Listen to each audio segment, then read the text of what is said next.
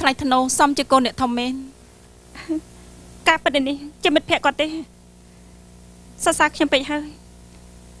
ឥឡូវក៏ទឹកខែរ៉ូស៊ីមិនតាន់មកវិញទេមិនដឹងថាខ្ញុំអាចជួយបានទេខ្ញុំគឺជាស្រីអភ័ព្វជាអ្នកចំនួនក្រៅគ្រួសារមន្ត្រីតែឪពុកត្រូវគេធ្វើឃាតគ្រួសារធ្លាក់ខ្លួនក្រហើយខ្ញុំមានតែពឹងទ្រព្យសម្បត្តិតិចតួចក្នុងគ្រួសារបើកន្លែងអាហារស៊ូយៀនខ្ញុំនិងវីលៀមស្គាល់គ្នានៅស៊ូយៀន 5-6 ឆ្នាំមុនអាចຕົកថាចំពោះវីលៀមខ្ញុំដឹងទាំងអស់ជាពិសេសមនោសញ្ចេតនាគាត់ចំពោះអ្នកស្រីខ្ញុំកាន់តែស្ញើសរសើររបស់អ្នកស្រីសះស្បៃវិញក៏កែប្រែចំពោះមង្គលការគាត់បញ្ញាប់មកពិភាក្សាជាមួយខ្ញុំដោយសារគ្រប់កិច្ចការគាត់មិនអាចគ្មានខ្ញុំអ្នកស្រីកុំច្រឡំអីខ្ញុំចង់និយាយថាខ្ញុំអាយុច្រើនជាងគាត់ដូច្នេះគាត់ក៏មកពិភាក្សាជាមួយខ្ញុំដែរខ្ញុំដឹងថាសមត្ថភាពខ្ញុំមិនសមនឹងវីលៀមទេធ្វើជាមិត្តភក្តិយល់ចិត្តថ្លើមនឹងគ្នាសហការគ្នាការរស់ស៊ីប៉ុន្តែយិនស៊ីជាអ្នកបម្រើចិត្តរបស់ខ្ញុំនិយាយមកចុះអ្នកស្រីសូមអព្យាស្រ័យឲ្យខ្ញុំផងខ្ញុំមានចិត្តស្មោះជូនពរមង្គលការអ្នកស្រីនិងវីលៀមដោយសុទ្ធចិត្តគ្មានកំណត់ផ្ដេសផ្ដាស់ទេអេឆាប់ក្រោកឡើងមានការអីនោះក្រោកឡើងនិយាយគ្នាទៅ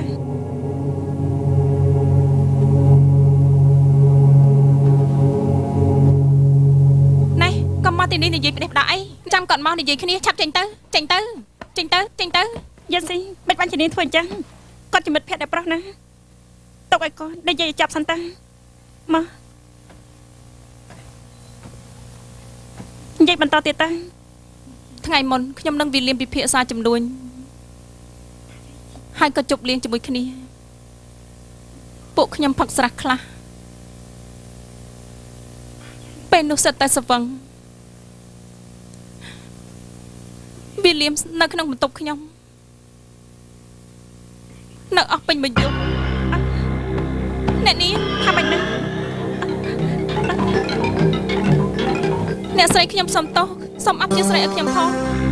ខ្ញុំដឹងថាខុសហើយនៅយប់នោះខ្ញុំខំលងលោវីលៀមយ៉ាងម៉េចក៏ដោយក៏គាត់មិនព្រមចាក់ចេញដែរគាត់ដោយសារនឹកអ្នកស្រីពេលនោះអ្នកស្រីក៏នៅកន្លែងផ្សេងគាត់ចេះតែស្រែកហៅឈ្មោះអ្នកស្រីរហូតគាត់ផឹកច្រើនពេកហើយគាត់បានទុកខ្ញុំគឺជាអ្នកស្រីអ្នកនាងកុំស្ដាប់គេអីស្រីនេះឆ្លៀតពេលអ្នកប្រុសមិននៅផ្ទះមកនិយាយផ្ដេសផ្ដាស់រឿងបែបនេះខ្ញុំមិនគួរនិយាយហើយក៏មិននិយាយផ្ដេសផ្ដាស់ដែរប៉ុន្តែ